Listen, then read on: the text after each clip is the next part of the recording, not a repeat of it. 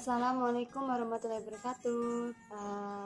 Kali ini saya akan menjelaskan tentang penyakit demam tipes. Penyakit tipes ataupun demam tipoid merupakan penyakit yang terjadi akibat infeksi bakteri Salmonella typhi. Demam ini secara umum menyerang penderita dalam kelompok usia 5-30 tahun. Masa inkubasi dari bakteri umumnya dapat bervariasi juga mulai dari 3 hari hingga 60 hari. Hingga saat ini, penyakit tipes masih menjadi masalah kesehatan di berbagai negara, terutama di negara yang berkembang. Di Indonesia, angka kejadian penderita tipes cukup tinggi, dan hal ini berkaitan dengan kebersihan lingkungan dan sanitasi yang belum memadai. Penyebab tipes adalah bakteri Salmonella typhi dan sebagian kecil juga dapat diakibatkan oleh Salmonella parathi A, B, ataupun C. Demam tipoid atau tipes sendiri dapat ditularkan secara fekal maupun oral, yaitu dari kotoran ke mulut. Hal ini dapat terjadi bila kuman dari kotoran diangkut oleh lalat, yang kemudian meninggalkan kotoran tersebut pada makanan yang akan disantap oleh seseorang. Karena itu, kebersihan lingkungan memegang peran yang sangat penting dalam penularan demam tipoid.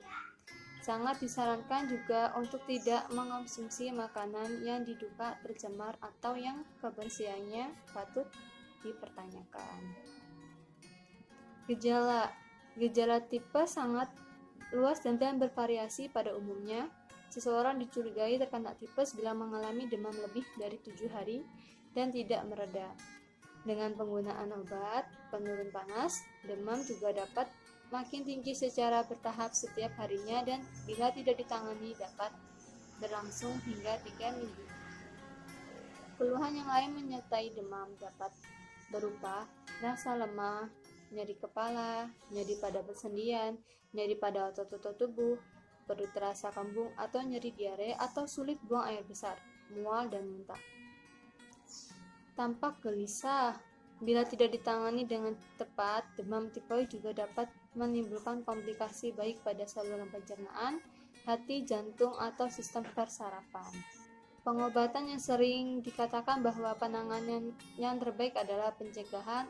Untuk mencegah tertular demam tipoid, disarankan untuk tidak mengkonsumsi makanan yang diduga telah tercemar oleh lalat atau yang kebersihannya hanya tidak terjamin. Hal ini akan mengurangi risiko Anda untuk terinfeksi bakteri Salmonella typhi. Jika seseorang diduga terkena tipes, disarankan untuk langsung berobat ke dokter. Sementara itu, jika telah didiagnosis mengalami demam tipoid, umumnya akan mendapatkan penanganan seperti bed rest, asupan nutrisi yang sesuai untuk penderita. Bila penderita memiliki kesulitan asupan makanan yang dikarenakan mual dan muntah, asupan tambahan yaitu dapat diberikan melalui cairan infus sesuai anjuran dokter.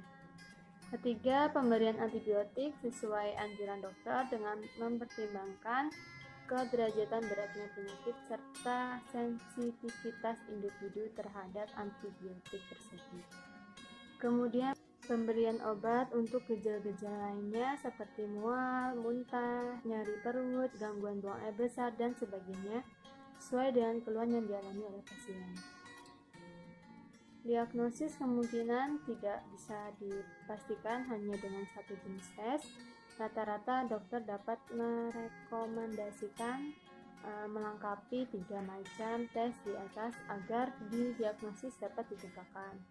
Sampel feses, darah, dan urin. Kemudian akan dikirim ke laboratorium untuk diperiksa dan dicari tahu keberadaan bakteri Salmonella typhi yang akan menyebabkan penyakit tipes. Setelahnya, dokter akan mulai merencanakan pengobatan yang tepat untuk pasien. Dengan pengobatan intensif dari dokter, tipes umumnya bisa disembuhkan dalam 3-4 minggu.